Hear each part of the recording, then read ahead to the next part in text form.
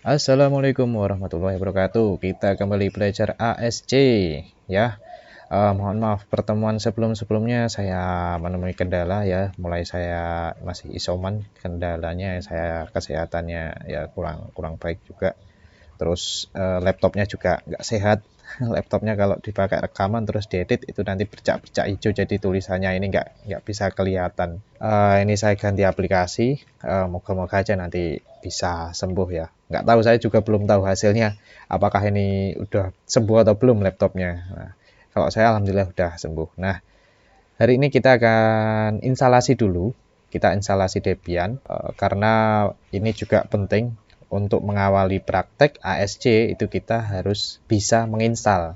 Jadi di sebuah server nanti kita install ini Debian. Kita pakai Debian 10. Ini saya pakai VirtualBox. Jadi VirtualBox itu komputernya virtual, bukan komputer sungguhan. Ini ada di dalam sebuah laptop. Saya pakai laptop ini ya.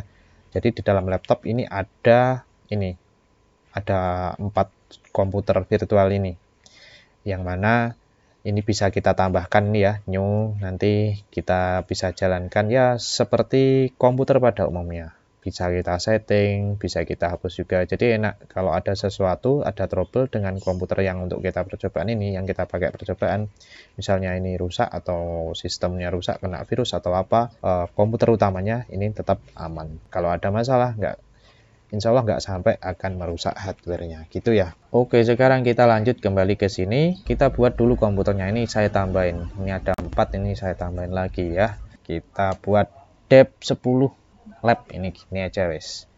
Terus ini sudah langsung ketika kita ngetikkan dep, ini otomatis dia mendeteksi Debian yang kita pakai. Lalu ini tempat menyimpannya. Untuk mesin-mesinnya ini saya buat folder khusus untuk menyimpan file-file ini ya, mesin-mesin ini, mesin virtual. Jadi biar nggak memenuhi C sistem. Oke, next. Ini memorinya untuk komputer virtual kita alokasikan berapa? Bebas. Sebenarnya 1 GB ini sudah cukup, tapi supaya nanti bisa agak cepat ya, kita tambahkan. Tapi ini juga mengurangi kinerja hostnya, sistem bawaan saya, laptop saya juga jadi lemot. Ketika ini saya tambahkan lebih banyak lagi. Next, kita create virtual hard disk. Kita tambahkan hard disknya. Kita pilih yang VHD ya versinya. Kenapa kok pakai yang VHD? Ini nanti kalau kita pindah ke komputer yang lain, ini kan saya nginstalnya di laptop nih, komputer virtualnya.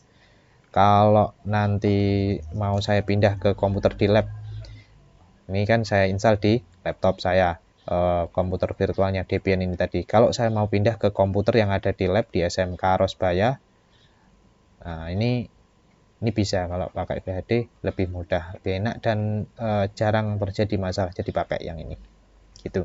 Next, dinamik ini nanti bisa kita ubah-ubah. Kalau fix ya seperti hard disk pada umumnya, seperti fisiknya hard disk, bentuk fisiknya hard disk. Kalau hard disknya ini kapasitasnya 10 GB, 10 GB ya udah 10 GB ini. Kalau yang ini dinamik kita bisa tambahkan, nanti bisa kita tambahkan size-nya ya, misalnya oh ini kurang size-nya, kita tambahkan jadi 18 GB, bisa pakai yang dinamik gitu.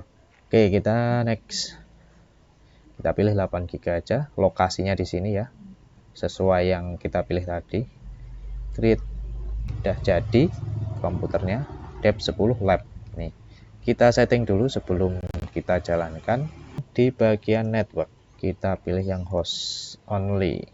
Nanti saya jelaskan lebih lanjut tentang ini ya, pilihannya ini untuk apa-apa, kalian juga perlu paham. Ini host only, lalu storage kita masukkan CD-nya, ISO-nya tadi, kita masukkan yang DVD 1. Kalau ini belum muncul, ini karena saya udah pernah buka ya. Ini dipilih mana, lokasinya di mana, terus pilih oke.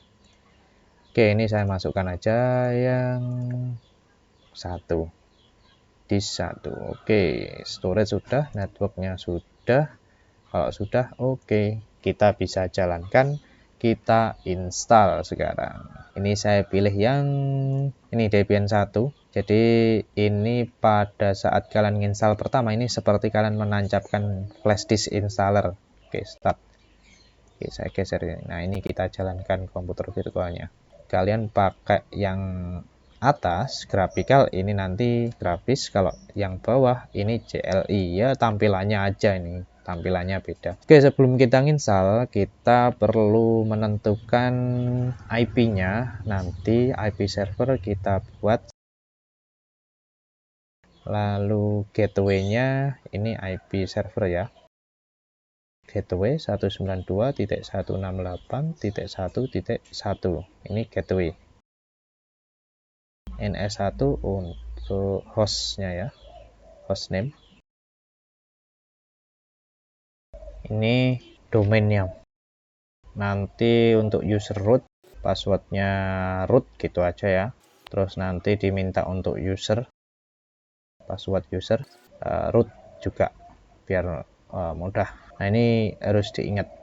Ini juga. Oke, kita lanjut. Bawah, enter. Kita pilih bahasanya, kita pakai yang Inggris saja. Lalu ini milih lokasi, pilih yang order, Asia, Indonesia, ketik I gitu ya. Terus ini, enter. Lokal, sini aja, United States. Oke, map, American English.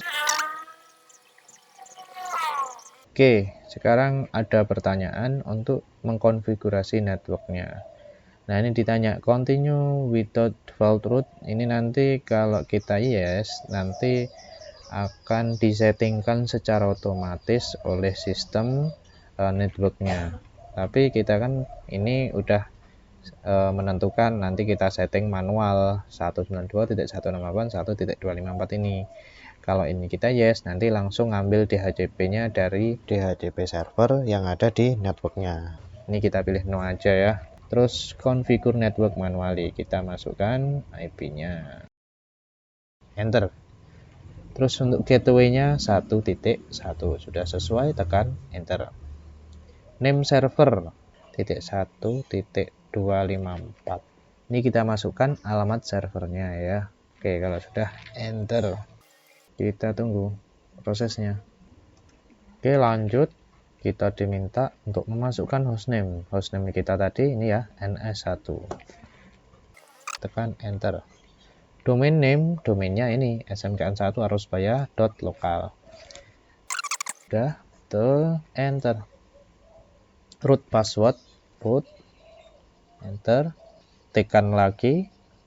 Terus full name for the new user kita masukkan 0bot. Ini nama kalian sih ya. Bisa kalian masukkan nama kalian kalau nanti kalian praktek. Username-nya ini 0bot. Passwordnya saya juga pakai root. Ulangi lagi. Terus pilih time zone, kita WIB Western ya. Bentar. Kita tunggu prosesnya. Nah, sekarang ini partisi. Untuk partisi ini saya sudah pernah menjelaskan di website saya. Ini akan dipandu, guided ini dipandu dan menggunakan semua harddisknya. Terus untuk yang LVM ini logical volume management, ini misalnya kalian punya beberapa harddisk gitu ya, ini bisa dijadikan seolah-olah satu volume management, seolah-olah jadi satu partisi gitu. Terus kalau yang ini yang ketiga, ini encrypted ini dikasih ada LVM-nya, terus dikasih password. Agak ribet ya, jadi mending pakai yang atas ini aja. Kalau ini manual, kalau kalian memang sudah pernah dan paham mengenai ini, pakai aja manual, nggak apa-apa. Kalian mau pisah rootnya, home, mau dipisah dan lain sebagainya, ini bisa bebas di sini. Supaya lebih mudah kita pakai yang atas ini ya. Kita tekan enter, guided. Terus harddisknya yang mana yang dipilih ini? Oke, enter. Terus dipilih yang all files in one partition. Jadi semuanya ada di dalam satu partisi. Home-nya, root-nya, var, tmp. Kalau ini pilihannya dipisah home-nya, ini dipisah home, var, sama tmp. Ada partisinya sendiri. Kita pilih aja yang atas. Terus ini hasilnya ada dua partisi. Yang primary ini untuk root ini ya. Ini untuk root. XT4 ini tipe partisinya. Terus di sini juga ada swap. Swap ini apa? Ini pertanyaan buat kalian. Kalian silahkan cari tahu apa itu swap. Ya, silahkan dicari tahu. Ini finish saja. Oke, terus ini kita dikasih pertanyaan, serius ini partisinya kayak gini. Oke, yes. Karena kalau nanti kalian ini salah, file yang ada di dalam harddisk ini juga hilang semua kan di partisi.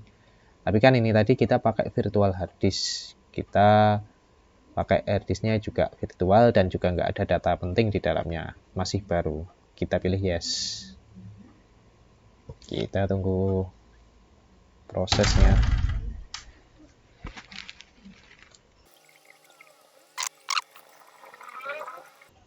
Oke, selanjutnya ini ada pertanyaan.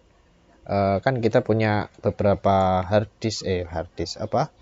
DVD. Ada DVD 1, 2, sama 3. Ini dikasih pertanyaan, kamu punya DVD lain nggak? Kalau punya silahkan dimasukkan yang 2 sama yang ketiga ini. Tapi ini kita bisa masukkan nanti ketika selesai instalasi juga bisa, nggak usah sekarang. Kita skip aja yang ya. Kita pilih no. Oke, selanjutnya untuk mirror ini kita ada pilihan ketika kita update server kita ini, kita nanti bisa ngeceknya update ini ke beberapa server yang ada di internet. Misalnya ini server 1, ini server 2, ini servernya mirror ini cadangan ya. Jadi ini server kita. Nah, kita bisa ngecek ke sini, ke sini. Kalau ini mati, oh kita bisa ngecek ke sini. Ini mirror. Tapi kan kita nggak connect ke internet nanti. Jadi ini nggak usah dipakai. Gitu. Ini sekedar penjelasan tentang mirror ini. Kita pilih no.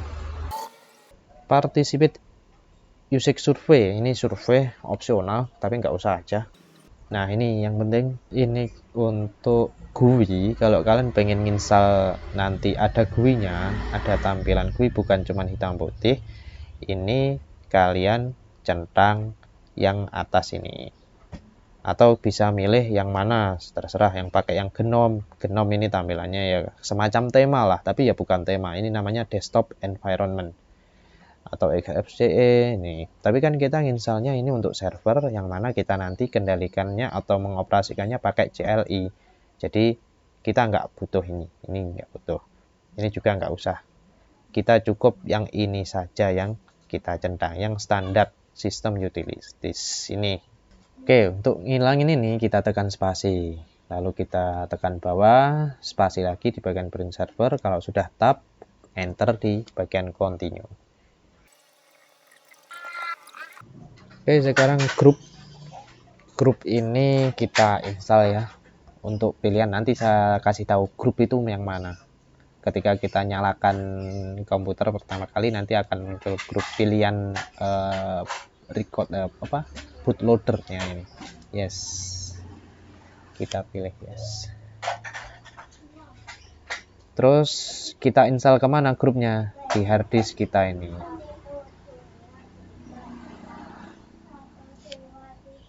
Sudah selesai instalasi komplit, enter to continue.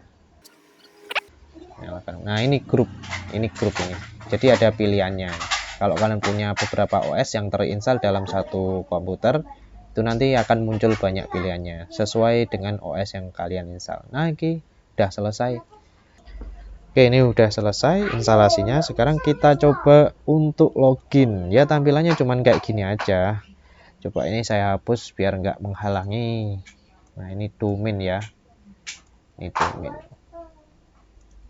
Oke, kita masuk. Caranya login, kita masukkan root.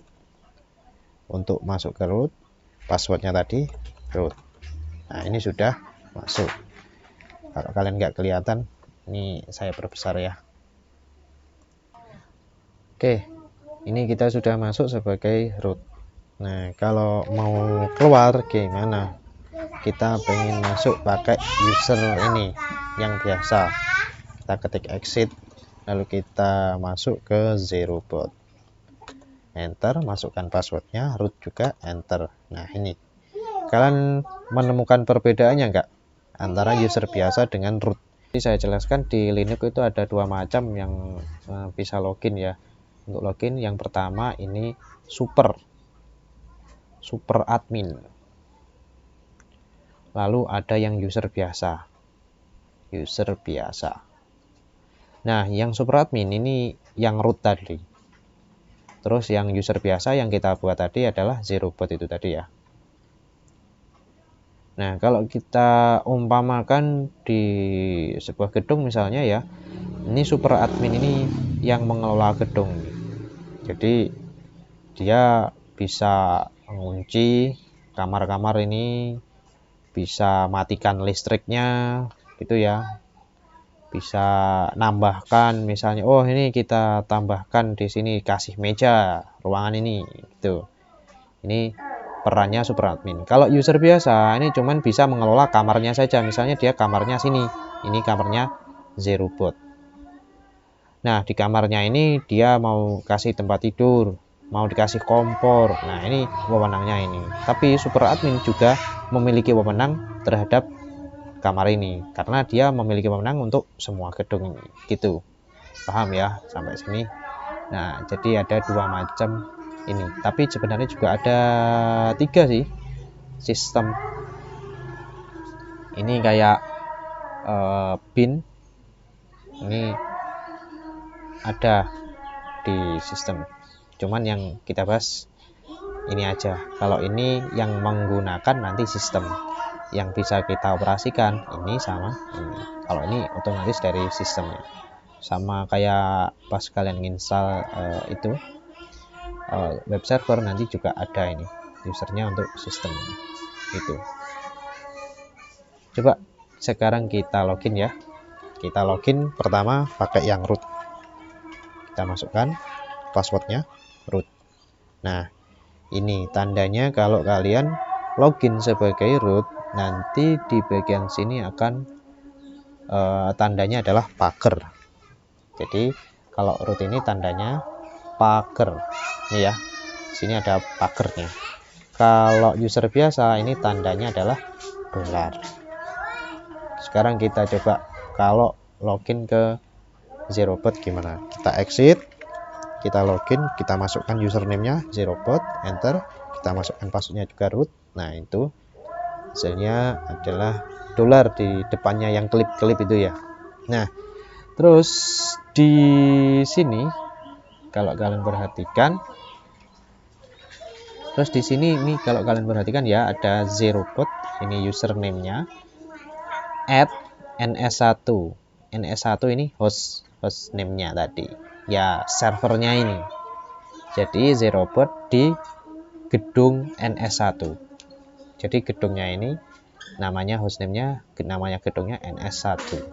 Terus ini ada kayak tanda gini ya, infinity ini lokasinya. Kamu sedang berada di mana sekarang gitu. Kamu sekarang ada di mana? Ini ada di home. Kita ls misalnya, ls ini kita lihat isi dalam folder. Kita cd titik ini naik ke atasnya, cd titik naik ke atasnya. Nah, ini sedang ada di home. cd titik lagi naik ke atasnya lagi. Sekarang berubah jadi garis miring. Garis miring itu di sistem atasnya di root ini. Nah, ini coba kita cek di dalam root ini nanti ada apa lagi. Ini seperti folder gitu ibaratnya. Nah, di dalam folder root ini ada folder apa lagi, nanti kita bisa lihat. Kita pakai perintah ls misalnya ya, ls enter. Kenapa kok kita nggak bisa? Karena kita nggak punya wewenang untuk melihat ini, karena kita sedang pakai zerobot ini user biasa. Coba kita exit dulu, kita login pakai root, username-nya root, nah, passwordnya ya maksudnya. Kita ls, ini nggak bisa. Kita cd titik. Nah, kita udah ada di root ls. Nah, ini kalau kita ls sekarang akan muncul. Jadi di dalam folder root ini banyak sekali banyak sekali folder. Ada bin, root, home dan lain sebagainya. Kita masuk ke home, cd home. Bentar, ls. Ada zerobot. cd zerobot. cd ini change directory ya. Jadi kita masuk ke dalam sebuah folder. ls. Nah, ini kosong, nggak ada apa-apanya. Jadi kalau kalian perhatikan di sini, ini sudah berubah sekarang. Sekarang kita ada di mana? Ada di room zero boot itu ya. Kalau kita kembali ke root, kita pengen ke root cd root, ini bisa juga ls nih. Jadi di dalam folder root itu ada apa aja, ini isinya kita bisa tuliskan di sini. Ada bin ya, ada boot dan seterusnya. Ya sama, kurang lebih sama kayak kalian ketika buka folder ya. Di dalam D data ini ada apa? Oh, ada Sulaiman. Terus di dalamnya ada apa lagi gitu. Misalnya program files, di dalamnya ada engine, terus ada apa lagi foldernya gitu. Cuman karena ini dioperasikan secara CLI ya kayak gini aja, hitam putih terus cuman teks gini, nggak ada gambarnya. Kalau gini kan kita GUI ini, kita bisa pakai mouse, kita klik 2 kali untuk masuk, kembali kita bisa klik ini. Kalau kita kembali ke atasnya ya ceng directory cd titik-titik gitu ke atasnya. Ini sudah paling atas. Coba ya, coba kita masuk ke cd opt ls, oh nggak ada isinya, cd titik ini dulu, naik ke atasnya. Mungkin ini perkenalan untuk kalian, instalasi sama sedikit perkenalan dengan sistem operasi Linux, khususnya Debian 10 untuk server ya. Jika ada yang tanyakan silahkan disampaikan di kolom komentar atau di Classroom atau di WA, silahkan santai saja. Oke, terima kasih untuk pertemuan kali ini, dan mohon maaf kemarin saya belum bisa, udah hutan itu. Terima kasih. Assalamualaikum warahmatullahi wabarakatuh.